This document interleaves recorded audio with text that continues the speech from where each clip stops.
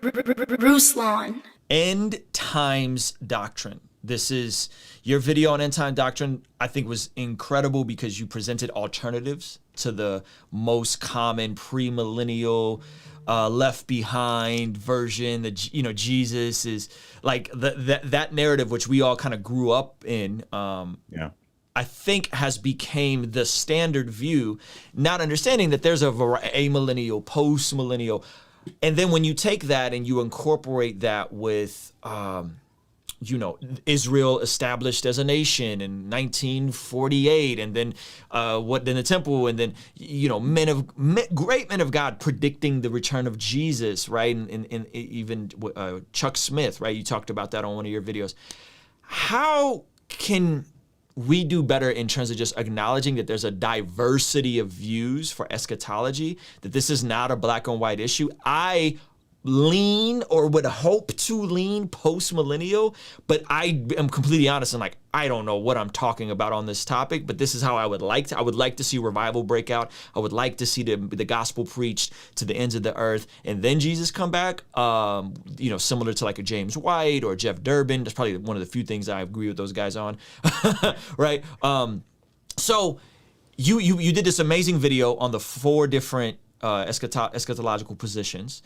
And oftentimes, though, it's black and white. This is the way, this is the view. You can only view this way. The vaccine, Pastor Mike, vaccine, it's the microchip, the pandemic is coming. And you kept pointing back and said, these are not the signs in your study of Mark. These are not the signs. These are not the signs. These are not it's still a little bit more to come.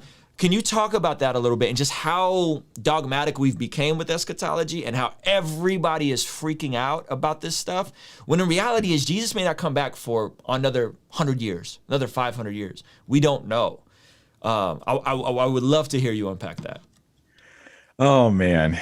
So one of the reasons why I did that study was because I feel that one of the best things we can do on this topic of eschatology, we all Christians agree Jesus is coming back, right? We're talking about all the other details around it, before, after, that kind of stuff.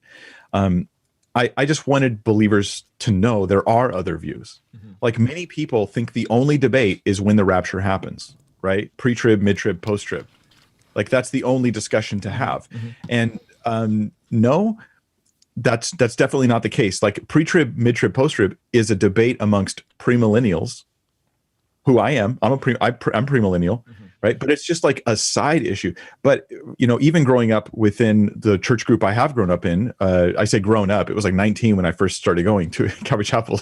But spiritually being taught and educated and growing there, the idea of the rapture, it's you sort of felt like if you heard of a church where they don't believe in the pre-trib rapture, like maybe you really shouldn't go there. Those people don't really hold to the rapture. Like, that was the vibe. Now, I'm not saying that anybody taught that from the pulpit, because they didn't. I'm just talking about the people in general had that vibe. And I think that this is not healthy for us to have that attitude towards Christians, because it creates unnecessary divisions on secondary issues. So when I taught that study, it was funny because usually I'm trying to give people clarity and give them a something to land on, where they go, I understand the issues and I'm standing on solid ground in my views. But not in that video. In that video, I wanted you just to know the survey of different. So a lot of people in the comments were like, thanks, that didn't help. Now I'm really confused. And I thought to myself, no, you were already confused. You just didn't know it. Yeah. You were overconfident in your perspective because you'd never heard other Christian views of end times. And now you've been exposed to them and you realize, I have a lot of homework to do before I'm really solid on this issue. So maybe I shouldn't be too quick to tell others they're wrong. Or to be divisive on it. I should go, this is a complex topic. We're putting together massive portions of different books of the Bible, and I'm actually taking a lot for granted. I'm taking a lot for granted, and maybe I'm right, but maybe I can have some grace towards others. So that was kind of my perspective on that.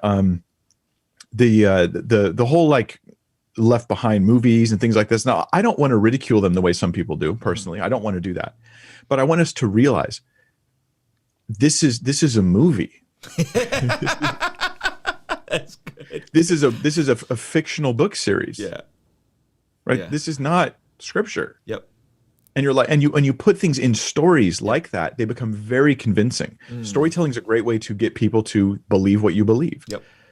but we all have to be aware in a storytelling culture that this is what's happening to us, and be just be aware of it. Realize that, yeah, the expectation of Christ coming, I think premillennial is true. So me and you don't hold the same view here, but I don't care. Like, I don't even feel the need to try to change your mind. Like, I just don't care. If you have that view, maybe I'll change my mind and have that view at some point. And God guide me, and hopefully I'll be right if I do. And it's such a loose view that I spend so little time thinking about it that I'm more, hey, when I read Matthew 24 and 25, the meat of Matthew 25 sounds like I got to be responsible, and I got to be a great steward, and I got to be honoring to God and to the least of these, that I don't even have time to think about how and when and these abstract ideas. I just want to go out and live the gospel and honor God with my time, talent, and treasure. So it's something I don't spend a ton of time even really thinking about, but it's another one of those, it's not a salvation issue, right? You know what humbles me, Ruslan, is thinking how all the pieces for understanding Jesus's first coming were in the text of Scripture, but it didn't really click until after he came. Yes. So he comes, he dies, he rises. Now we go back and we go, wow, there it all is. It's as clear as day. Now that fulfillment. And I just think, hey, if that's how God did it before, I wouldn't be surprised if we had a lot of surprises in store. And when these things come to pass, we'll look back and we'll go, of course it was that. Yeah. Of course it was that. But until then, we can have some humility and just realize the misconceptions of messianic expectations caused confusion when it came to the first coming of Christ.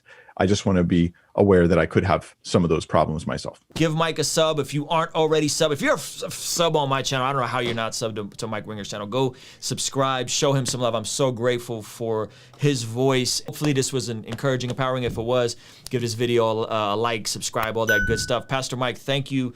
This was incredible. Joshua the king came down and bore it all. Yeah. Conversations front of the fireplace. All of my mistakes, how do I erase? Wanna operate at a higher pace. Birth pains causing the body to dilate on a first name basis with the worst.